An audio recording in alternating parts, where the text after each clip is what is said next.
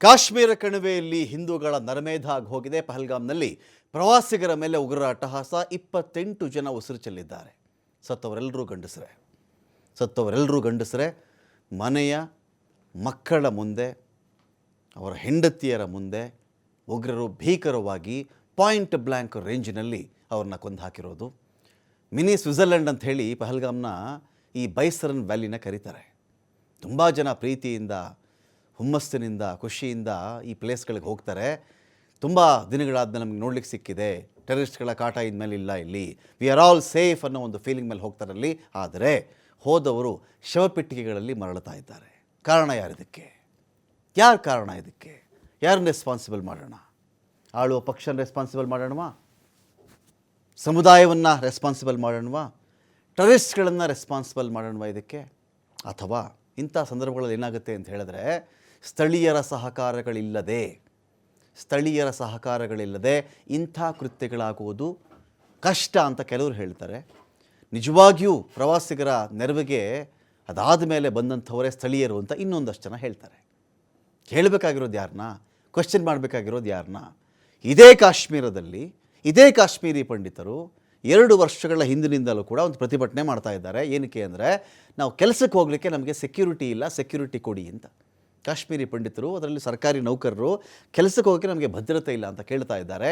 ಆದರೆ ಭದ್ರತೆ ಕೊಡೋಕ್ಕಾಗಲ್ಲ ಅಂತ ಹೇಳಿದ್ದು ಅಲ್ಲದೆ, ಯಾರ್ಯಾರು ಕೆಲಸಕ್ಕೆ ಬರಲ್ವೋ ಅವರ ಸ್ಯಾಲ್ರಿಯನ್ನು ಹೋಲ್ಡ್ ಮಾಡಿ ಅಂತ ಅಲ್ಲಿ ರಾಜ್ಯಪಾಲರೇ ಹೇಳಿದರು. ಇದಾದ ಮೇಲೆ ಅವರು ಕೋರ್ಟ್ಗೆ ಹೋಗ್ತಾರೆ. ಕೋರ್ಟ್ಗೆ ಹೋದ್ಮೇಲೆ ಯಾರು ಈ ಥರ ಮಾಡಿರೋದು, ಅವರ ಸ್ಯಾಲ್ರಿಯನ್ನು ಹಿಡಿದಿಟ್ಕೊಳ್ಬೇಡಿ, ಮೊದಲು ಸ್ಯಾಲ್ರಿ ಕೊಡಿ ಅಂತ ಹೇಳ್ತಾರೆ. ಅಟ್ ದ ಸೇಮ್ ಟೈಮ್ ಸುಮಾರು 1,80,000 ಸೈನಿಕರನ್ನು ಈ ಭಾಗದಲ್ಲಿ ಕಟ್ ಆಫ್ ಮಾಡಿದ್ಯಾಕೆ? ಅಷ್ಟೊಂದು ಸೈನಿಕರ ಸಂಖ್ಯೆನ ಕಡಿಮೆ ಮಾಡಿದ್ಯಾಕೆ? ನಾವು ಹೇಳ್ತಿರೋದಲ್ಲ ಇದು, ಭಕ್ಷಿಯವರು ಹೇಳಿದಂಥ ಮಾತಿದು. ಕೆಲವರಿಗೆ ಅಗ್ನಿವೀರರ ಸ್ಕೀಮ್ ಬಗ್ಗೆ ಗೊತ್ತೇ ಇಲ್ಲ ಅಂತ ಅವ್ರು ಹೇಳ್ತಾರೆ. ಎಲ್ಲ ಸೈನಿಕರ ಮೇಲೆ ಹಾಕೋಣವಾ? ಆಯಿತು. ಇಂಟೆಲಿಜೆನ್ಸ್ ರಿಪೋರ್ಟ್ ಅಂತ ಒಂದು ಇರಬೇಕಲ್ಲ. ಪುಲ್ವಾಮಾ ಆದಮೇಲೂ ನಾವು ಎಚ್ಚೆತ್ತುಕೊಂಡಿಲ್ಲ ಅಂತ ಹೇಳಿದ್ರೆ, ಅವತ್ತು ಸೈನಿಕರು, ಇವತ್ತು ಸಾಮಾನ್ಯ ಜನರು. ಯಾರನ್ನು ಕೇಳಬೇಕು ನಾವು ಅಂತ ಪ್ರಶ್ನೆ ಇದೆ. ಎಲ್ಲ ವಿಚಾರಕ್ಕೆ ಸಂಬಂಧಪಟ್ಟಂತೆ ಡಿಬೇಟ್ ಸ್ಟಾರ್ಟ್ ಮಾಡ್ತಾ ಇದ್ದೀನಿ. ನಾಗರಾಜ್, ನಿವೃತ್ತ ಕರ್ನಲ್, ನಮ್ಮೊಂದಿಗೆ ಆಗಮಿಸಿದ್ದಾರೆ ಇಲ್ಲಿ ಈ ಒಂದು ಡಿಬೇಟಲ್ಲಿ. ಸ್ವಾಗತ ನಿಮಗೆ ನಾಗರಾಜ್ ಅವರು ಈ ಒಂದು ಡಿಬೇಟ್ಗೆ. ಇನ್ನು ನಟರಾಜ್ ಗೌಡ್ರಿದ್ದಾರೆ, KPCC ವಕ್ತಾರರು. ಸ್ವಾಗತ ನಟರಾಜ್ ಗೌಡ್ರೆ. ಶಿವಲಿಂಗಯ್ಯ ಅವರಿದ್ದಾರೆ, ನಿವೃತ್ತ ಸಾರ್ಜೆಂಟ್ IAF. ಸ್ವಾಗತ ಶಿವಲಿಂಗಯ್ಯನವರು ನಿಮಗೆ. ನಟರಾಜ್ ಗೌಡ್ರೆ, ಈಗೇನಾಗುತ್ತೆ, ಮುಂಬೈ ದಾಳಿಯಾದಾಗ ನಿಮ್ಮನ್ನು ದೇಶ ಕೇಳ್ತು, ಕಾಂಗ್ರೆಸ್ ಪಾರ್ಟಿನ ಕೇಳ್ತು. UPA 1, UPA 2, UPA 3 ಏನಾದರೂ ಬರೋಕ್ಕಿದ್ರೆ ಅವಾಗಲೂ ಕೇಳ್ತಾ ಇದ್ರು. NDA 1, NDA 2ನಲ್ಲೂ ಅದ್ರ ಬಗ್ಗೆ ಚರ್ಚೆ ಇದೆ. ಮೊನ್ನೆ ತಹಾವೂರ್ ರಾಣನ್ ಕರ್ಕೊಂಡು ಬಂದರು. ನೀವು ರೆಸ್ಪಾನ್ಸಿಬಲ್ ಅವತ್ತಿಗೆ ಅಂತ. ಮುಂಬೈ ದಾಳಿಯಲ್ಲಿ ಇವರು ಉಗ್ರನ್ನ ಹಿಂಗೆ ಒಳಗಡೆ ಬಿಟ್ಕೊಂಡ್ರು. ನೀವೇನು ಮಾಡ್ತಾಯಿದ್ರಿ?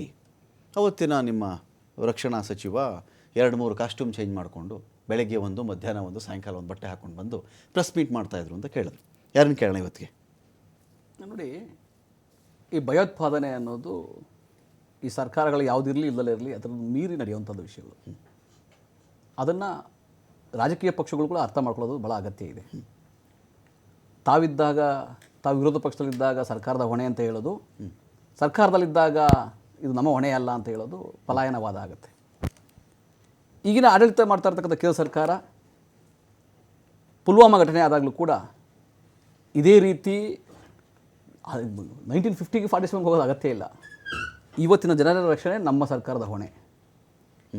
ಪುಲ್ವಾಮಾ ಘಟನೆ ಆದಾಗ ಕೂಡ ಅದನ್ನು ರಾಜಕೀಯಕ್ಕಾಗಿ ಉಪಯೋಗಿಸ್ಕೊಂಡ್ರು, ಚುನಾವಣೆ ಪ್ರಚಾರಕ್ಕೆ ಉಪಯೋಗಿಸ್ಕೊಂಡ್ರು, ಅದನ್ನು ಬ್ಯಾನರ್ಗಳು ಹಾಕಿದ್ರು, ಎಲೆಕ್ಷನ್ ಚುನಾವಣಾ ಆಯೋಗದಿಂದ ಚೀಮಾರಿ ಹಾಕಿಸ್ಕೊಂಡ್ರು. ಅದೆಲ್ಲನೂ ಮೀರಿ ಜನಗಳಿಗೆ ಒಂದು ರೀತಿಯ ಗೊಂದಲವನ್ನು ಸೃಷ್ಟಿ ಮಾಡಿ ಚುನಾವಣೆಗಳನ್ನು ಮಾಡಿದ್ರು. ಅದಾದ ಮೇಲೆ 370 ನಾವು ರದ್ದು ಮಾಡಿದ್ದೇವೆ.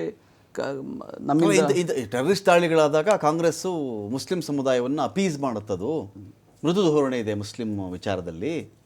ಇದಕ್ಕೇನು ಹೇಳ್ತಾರೆ ಇವಾಗ? ಹಿಂದೂಗಳ ನರಮೇಧ ಆಗಿದೆ ಅಂತ ಕ್ವಶನ್ ಕೇಳ್ತಾರೆ.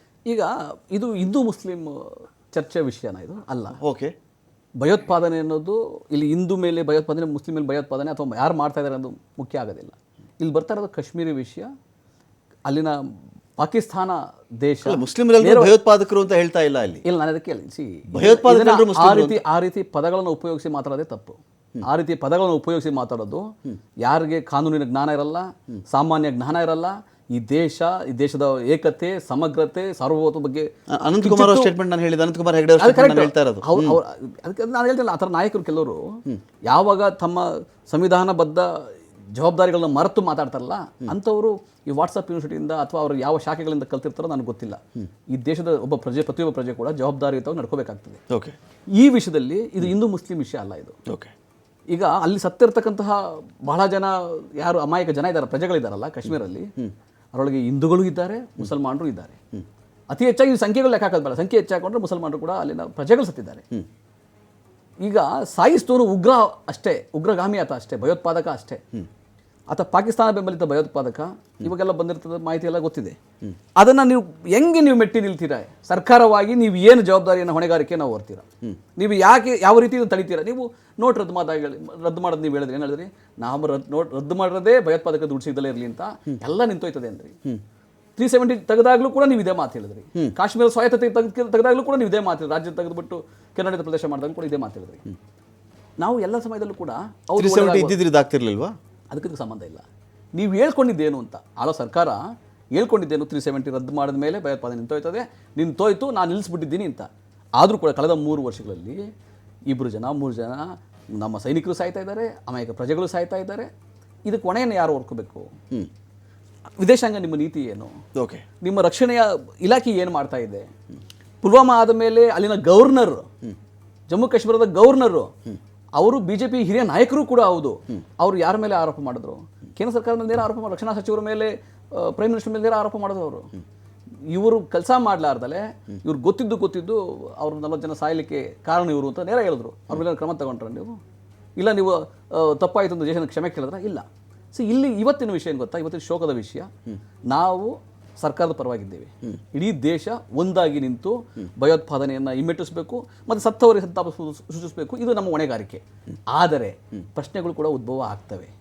ಇವತ್ತು ನಾನು ಪ್ರಶ್ನೆ ಕೇಳ್ದಲೇ ಇರ್ಬೋದು, ಇವತ್ತು ರೈಟ್ ನಾವು ಪ್ರಧಾನಮಂತ್ರಿ ಯಾರೋ ಒಬ್ಬರು ನಿಂತ್ಕೊಂಡು ಇದಕ್ಕೆ ಹೊಣೆಗಾರಿಕೆ ಯಾರಪ್ಪ ಅಂತ ಕೇಳ್ದಲೇ ಇರ್ಬೋದು.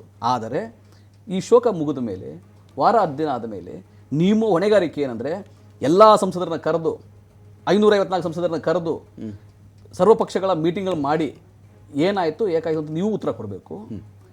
ಎಲ್ಲ ಪಕ್ಷಗಳು ಕೂಡ, ವಿರೋಧ ಪಕ್ಷವಾಗಿ ಕಾಂಗ್ರೆಸ್ ಪಕ್ಷ ಕೂಡ, ಎಲ್ಲ ರಾಜಕೀಯ ಪಕ್ಷಗಳು ಕೂಡ ಇದನ್ನು ಹೆಂಗೆ ನಾವು ಸರಿ ಮಾಡ್ಬೋದು ಅಂತ ಪ್ರಶ್ನೆಯನ್ನು ಕೂಡ. ಸರ್ಜಿಕಲ್ ಸ್ಟ್ರೈಕ್ ಮಾಡಿ ಸಾಯಿಸಿದ್ರೆ ಅವ್ರನ್ನ ನೋಡಿ, ಸರ್ಜಿಕಲ್ ಸ್ಟ್ರೈಕು ಒಂದು ರಾಜಕೀಯ ತೀರ್ಮಾನ ಅಲ್ಲ, ಅಥವಾ ಸರ್ಕಾರ ತೀರ್ಮಾನವೂ ಅಲ್ಲ. ಅದು ಸೇನೆಯ ತೀರ್ಮಾನ. ಎಲ್ಲೆಲ್ಲಿ ದಾಳಿಕೋರರು ಉಗ್ರಗಾಮಿಗಳು ಒಳಗೆ ಬರ್ತಾರೆ ಅಂತ ಅನ್ಸುತ್ತೆ, ಅಥವಾ ಎಲ್ಲೆಲ್ಲಿ ಅವ್ರದ್ದು ಕ್ಯಾಂಪ್ಗಳಿದ್ದಾವೆ ಅನ್ಸುತ್ತೆ, ಅವಾಗ ತೀರ್ಮಾನ ಮಾಡಿದ್ರೆ ಉಗ್ರಗಾಮಿಗಳು ಬಂದು ಜನ ಸಾಯಿಸಿದ್ರೆ ಸರ್ಕಾರ ಅನ್ನೋದು ಆನಂತರದಲ್ಲಿ ಇಲ್ಲಿಂದ ಹೋಗಿ ಸರ್ಜಿಕಲ್ ಸ್ಟ್ರೈಕ್ ಮಾಡಿಬಿಟ್ರೆ ಅವಾಗ ಅದು ಸೈನಿಕರದು ಅನ್ನೋದಾ? ಇಲ್ಲ ನೋಡಿ, ಇದೇನಾಗಿದೆ ಗೊತ್ತಾ? ಸರ್ಜಿಕಲ್ ಸ್ಟ್ರೈಕ್ ಅನ್ನೋದು ಪದ ಯಾವಾಗ ಬಂತು? ಪುಲ್ವಾಮಾ ಘಟನೆ ಆದ ಮೇಲೆ ಇವ್ರು ಜಾಸ್ತಿ ಉಪಯೋಗಿಸ್ತಾ ಇದ್ದಾರೆ. ಅದಕ್ಕಿಂತ ಮುಂಚೆನೂ ಕೂಡ ಪ್ರತಿ ಬಾರಿ ಕೂಡ ಸೈನಿಕರಿಗೆ ಗೊತ್ತಿರ್ತದೆ, ಕರ್ನಲ್ ಅವ್ರಿಗೆ ಗೊತ್ತಿರ್ತದೆ, ಅಥವಾ ವಿಂಗ್ ಕಮಾಂಡರ್ ಗೊತ್ತಿರ್ತದೆ, ಆರ್ಮಿಯಲ್ಲಿ ಇದ್ದವ್ರು ಗೊತ್ತಿರ್ತದೆ. ಏನಂದರೆ ಯಾವ್ಯಾವ ಸಮಯದಲ್ಲಿ ದಾಳಿಕೋರರು ಭಯೋತ್ಪಾದಕರು ಗಡಿ ಭಾಗದಲ್ಲಿ ಇದ್ದಾರೆ, ಪಕ್ಕದ ರಾಷ್ಟ್ರದಲ್ಲಿ ಆದರೂ ಕೂಡ ಗಡಿ ಭಾಗದಲ್ಲಿ ಇದ್ದಾರೆ, ಅಲ್ಲಿ ಕ್ಯಾಂಪ್ ಹಾಕೊಂಡು ತರಬೇತಿ ಪಡ್ಕೊತಾ ಇದ್ದಾರೆ, ಅಥವಾ ನುಗ್ಗಕ್ಕೆ ಸಂಚು ಮಾಡ್ತಿದೆ ಅಂದಾಗ ಇವರು ದಾಳಿ ಮಾಡ್ತಾರೆ ಅಥವಾ ಪ್ರತಿ ದಾಳಿ ಮಾಡ್ತಾರೆ. ಇದು ಸರ್ಜಿಕಲ್ ಸ್ಟ್ರೈಕ್ ಅನ್ನೋದು ಬಹಿರಂಗ ಮಾಡುವಂಥ ವಿಷಯ ಅಲ್ಲ, ಚರ್ಚಾ ವಿಷಯ ಅಲ್ಲ. ಸೈನಿಕರು ಅಲ್ಲಿ ಗಡಿಕಾಯ ಸೈನಿಕರು ಆಗಾಗ ಅದನ್ನ ಮಾಡ್ತಾನೆ ಇರ್ತಾರೆ. ಇಲ್ಲ ಅಂದ್ರೆ ಗಡಿಗಳು ನುಗ್ಬಿಡ್ತಾರೆ, ಅವ್ರು ಭಯೋತ್ಪಾದಕರು ಬಿಡ್ತಾರ. ಸೊ ಅದನ್ನ ಚರ್ಚಾ ವಿಷಯ ಮಾಡಿದ್ದು ಈಗಿನ ಕೇಂದ್ರ ಸರ್ಕಾರ, ಅದನ್ನ ಚುನಾವಣೆಗೆ ಉಪಯೋಗಿಸಿದ್ದು ಕೇಂದ್ರ ಸರ್ಕಾರ. ಸರ್ಜಿಕಲ್ ಸ್ಟ್ರೈಕು ನಿರಂತರವಾಗಿ ನಡೆಯೋ ಪ್ರೋಸೆಸ್.